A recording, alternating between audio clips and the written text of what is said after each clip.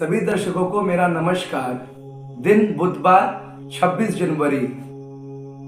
इस दिन हमारे यहाँ पर्व है महाशिवरात्रि का। महाशिवरात्रि जो वर्ष में एक बार आती है, ये मौका किसी को खोना नहीं चाहिए, क्योंकि शास्त्र और नियम ये कहता है कि सदैव वर्ष पर्यंत एक बार खाली महारात्रि की पूजा करने से सदैव वर्ष पर्यंत भोले बाबा आपका हाथ पकड़ लेते हैं और आपकी रक्षा करते हैं। इससे बड़ी कोई रात्रि नहीं, इससे बड़ी कोई बात नहीं। ठीक है, तो मैं बताना चाहता हूँ सबसे पहले तो आपको कि चतुर्दशी जब भी होती है, कृष्ण पक्ष की चतुर्दशी होती है, इस टाइम पे आपका महाशिवरात्रि का पर्व मनाया जाता है। और इस दिन हमारे भोले बाबा और माँ गौरा का विवाह हुआ था, विवाह संपन्न हुआ था, ये मांगलिक कार्य हुआ था। अब महाशिवरात्रि के रात जो लोग सो जाते हैं, पहले तो मैं एक चर्चा सबसे पहले करना चाहता हूँ जो गलतियां प्राय लोग कर रहे हैं अपने गृहस्थ आश्रम में। देखिए नाम में क्या है, महाशिवरात्रि, रात्रि लग रहा, महाशिव मतलब अमोघ एक रात्रि होती है। अगर इस दिन अगर आप अपना सो के समय व्यर्थ कर दिया तो आपने कुछ नहीं पाया। इस दिन विशेष आपको रात्रि का जो तीसरा पहर होता है, इसको निश्चित काल भी कहते हैं, जो हमारा इस बार मिल रहा है 12:24 से 3 रात्रि का टाइम है। ये मध्य रात्रि का टाइम 12:24 से 3:28 तक। इस टाइम पे आपको विशेष जगना है और भोले बाबा के मंदिर जाके आराधना करनी है। अब सवाल उठता है कि सुबह का वक्त क्या करना है, तो सबसे पहले टाइम नोट कर लिए सुबह का 26 फरवरी दिन बुधवार। इस दिन सुबह 11:10 से और अगले दिन 27 फरवरी को 8:07 पे ये संपन्न होगा। तो ये आपने नोट कर लिया। अब सबसे पहले तो आपको मैं पूजा की विधि बता देता हूँ, क्योंकि बहुत लोग आज ही पराया गलत पूजा कर रहे हैं। और देखिए, मैं एक बात ये जानता हूं कि जैसी जिसकी रही भावना, उसको बाबा ने उतना फल दिया। अगर हम कुछ जानबूझ के गलती कर रहे हैं तो 110% इसका हमको भोगना ही है। अगर गलती से गलती हो रही है और क्षमा याचना कर लेते हैं तो हमारे बाबा आशुतोष उनका नाम है, भोले बाबा नाम में ही है, सबको क्षमा कर देते हैं। लेकिन हमको जानबूझ के नहीं करना चाहिए। तो पहले तो मैं आपको विधि बताता हूँ, फिर उसके बाद लोगों के इसी में कुछ लोगों के प्रश्न भी थे, उसको ही पूरा कर देते हैं। तो सबसे पहले तो मैं विधि आपको बताता हूँ। आपको अपने मंदिर जाना है, घर की पूजा करने के बाद अपने मंदिर जाना है। तांबे के लोटे से आपको जल अर्पित करना है। बहुत लोग दूध तांबे के लोटे से चढ़ाते हैं, ये गलत है, निषेध है, इसको कतई नहीं करना है। कोई भी तांबे की चीज में जैसे दूध पड़ता है तो विष के समान हो जाता है, जहर बन जाता है। तो हमें वो पहली बात तो अर्पित नहीं करना है दूध तांबे के लोटे से। अब हम आपको बताते हैं इसकी विधि क्या है। आप सफेद कपड़े पहन सकते हैं, नीले कपड़े पहन सकते हैं, तो रंग का कोई ऐसा विशेष वो नहीं है। लेकिन हाँ, अगर पुरुष हैं तो सफेद कपड़े और अगर स्त्री है तो नीले कपड़े आप पहन के जाइए। आकाशीय जो नीला होता है, आसमानी नीला जो होता है, ये आप पहन के जाइए। उत्तर के मुख होके बैठ जाइए। आपका जो चेहरा होगा, आपका फेस होगा, वो उत्तर की मुंह होना चाहिए। सबसे पहले थोड़ा सा गंगा जल ले लीजिए, गंगा जल में पूरा जल मिला लीजिए तांबे के लोटे में। ठीक, इसके बाद सबसे पहले गणपति आपा का ध्यान करते हुए आपको जल अर्पित करना है शिवलिंग के दाहिने साइड। फिर आपको बाएं साइड कार्तिकेय भगवान को ध्यान करते हुए आपको कार्तिकेय भगवान को जल अर्पित करना है। फिर बीच में अशोक सुंदरी माता होती, एक लाइन होती है बीच में, ठीक, वो अशोक सुंदरी माता का स्थान होता है। इसके बाद आपको यहाँ पे जल अर्पित करना है। फिर माता का हस्त गलम, जो शिवलिंग का जो पूरा जो बीच का भाग होता है गोल गोल वाला, उस पे आपको जल अर्पित करना है ओम नमः शिवाय का मंत्र जप करते हुए। फिर इसके बाद आपको शिवलिंग पे जल अर्पित करना है और फिर आपको नंदी बाबा और नागराज बाबा पे जल अर्पित करना है। ठीक है, इसके बाद अब सवाल उठता है कि जल में क्या रहे, तो थोड़ा सा आप जल में गंगा जल मिलाएंगे, थोड़ा सा गंगा जल, फिर जल, और उसमें से अक्षर, टूटे ना हो अक्षर, और क्या मिलाएंगे, थोड़ा सा मीठा करने के लिए 2-4 5 दाने शक्कर के या मिश्री के। ठीक, इसके बाद आपने जल अर्पित किया, फिर आप दूध आपको अर्पित करना। दूध के लिए आपको देखिए शास्त्रों में तो बताया गया चांदी का, लेकिन हर व्यक्ति चांदी का लोटा नहीं ले सकता है, तो चांदी का गिलास नहीं ले सकता है, तो इसकी विधि है कि आप पीतल से कर सकते हैं, स्टील से कर सकते हैं, और गाय के दूध से ही करना है, याद रखिएगा। आप विशेष बात है कि नहीं मिलता है तो फिर जो मिलता है उसी से कर लीजिए भाई, करनी तो वही पूजा, तो फिर जो मिलता है भगवान का नाम लेते हुए, उनकी वही इच्छा थी वो सोचते हुए आप कर दीजिए पूजा।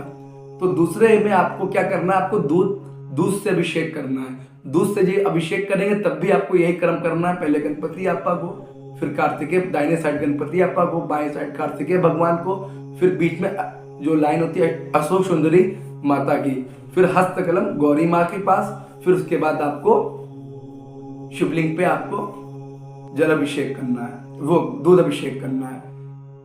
अच्छा, इसके बाद जब दूध आप अभिषेक कर लेंगे तो आपको पंचामृत आपको बनाना है। भोले बाबा को अति प्रिय पंचामृत। अब ये कैसे बनता है, तो 5 चीजों से बनता है। तो सबसे पहले आपको थोड़ा सा दूध, गाय का दूध ले लेना है, गुरौ गाय दूध का, गाय का दूध। इसके बाद फिर आपको उसमें मिश्री डाल देनी है, देशी घी डाल देना है, शहद डाल देना है, और आपको थोड़ा सा गंगा जल डाल देना है। ये 5 चीजें जैसे ही आप डालेंगे पंचामृत आपका तैयार हो जाएगा। और इसके बाद फिर आपको शिवलिंग पे अर्पित करना है। जब आप शिवलिंग पे अर्पित कर लेंगे, फिर इसके बाद आपको फिर से जल लेना है, और फिर से आपको जल शिवलिंग पे अर्पित करना है। और इस बार जो आप जल अर्पित करेंगे, उसका जो नीचे से शिवलिंग से धारा निकलती है, वो थोड़ा सा आपको अपने तांबे के लोटे में ले लेना है, प्रसाद रूप समझ के। ठीक है, अब इसके बाद आपने उत्तर की मुंह बैठे ही थे, आपने सारी चीजें कर दी।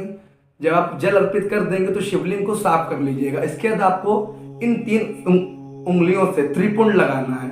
चंदन और भस्म को मिला के थोड़ा सा जल लगा के लेप लगा लीजिएगा। उसके बाद आपको त्रिपुंड लगाना है। त्रिपुंड लगाएंगे तो आपको ओम नमः शिवाय का जप करते रहना है।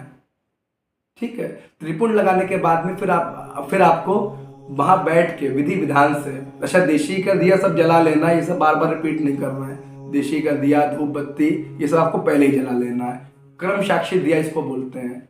ठीक है, इसके बाद करने के बाद ये सारी चीजें फिर वहां बैठ के आपको भोग लगाना है बाबा को, जो भी आपको। विशेष गन्ने का रस, इस दिन गन्ने का रस बाबा को बड़ी प्रिय है, क्योंकि गन्ने का रस से कहीं ना कहीं माँ लक्ष्मी की प्राप्ति होती है, शास्त्र कहता है।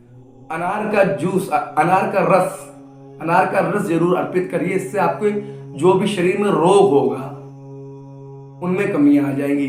घी अर्पित करने से, शिवलिंग पे घी अर्पित करने से शरीर में ताकत आती है।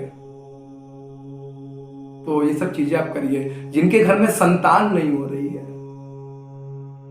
पुत्र संतान नहीं हो रही है, ये संतान की दिक्कत हो रही, संतान को रोग लगा रहता है, तो गेहूं अर्पित करिए उस दिन।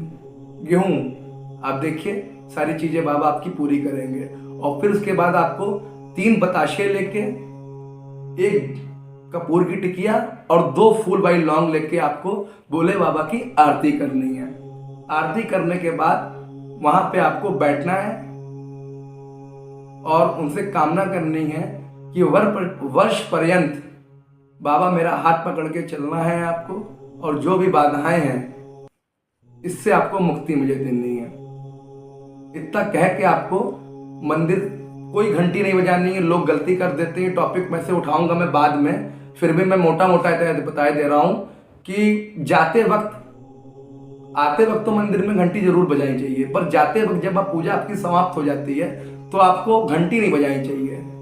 मैं अक्सर मंदिरों में देखता हूँ प्राय लोग गलतियां कर रहे हैं, तो इस पर भी मैं एक वीडियो बनाऊंगा आने वाले कुछ समय में। ठीक है, आपको जो आपने जल लिया था अपने उसमें लोटे में, वो आपको जल थोड़ा सा शिवलिंग पे बैठ के ग्रहण कर लेना, चरणामृत बनाते हुए, और थोड़ा सा अपने घर के लिए ले आइएगा। वो अपने मेन द्वार पर छोड़ दीजिएगा, मेन द्वार पे, और अपने खाने के पानी में मिला दीजिएगा। तो इससे कोई भी नेगेटिव ऊर्जा आपके घर में आ ही नहीं सकती है, कोई भी रोग आपके घर में आ ही नहीं सकता है। कोई भी तंत्र बाधा आपको परेशान कर ही नहीं सकती है। और चंदन से जो आप लेप लगाएंगे वो अपने मस्तिष्क को, अपने कंठ पे जरूर लगाइएगा।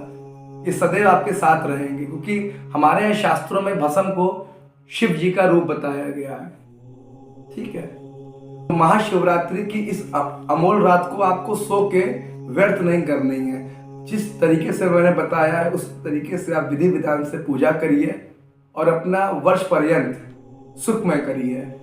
और एक बात मैं और बताना चाहता हूँ, मेरे पास फोन आया था कि इतना विधि विधान से पूजा नहीं कर सकते। देखिए, रात में तो आप कर सकते हैं, क्योंकि अगर रात में अगर लोगों की भीड़ नहीं है तो आप कर सकते हैं। अगर रात में भी लोगों की भीड़ आप देख रहे हैं, सुबह तो आपको भीड़ मिलनी है, 110% है।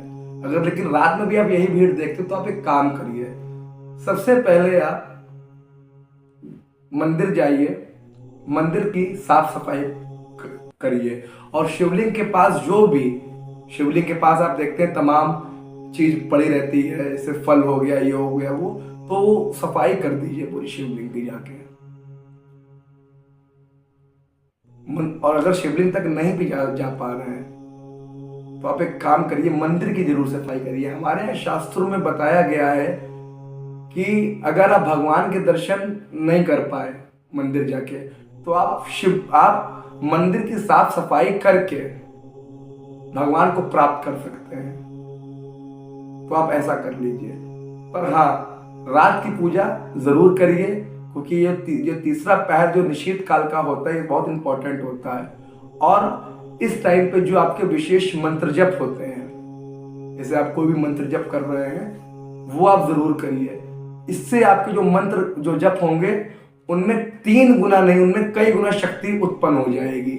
और इसके आप चमत्कार खुद आप देखेंगे अपने जीवन में। ठीक, यदि आपको ये मेरा वीडियो पसंद है तो मेरे वीडियो को लाइक करिए, मेरे वीडियो को शेयर करिए, मेरे चैनल को सब्सक्राइब करिए। धन्यवाद।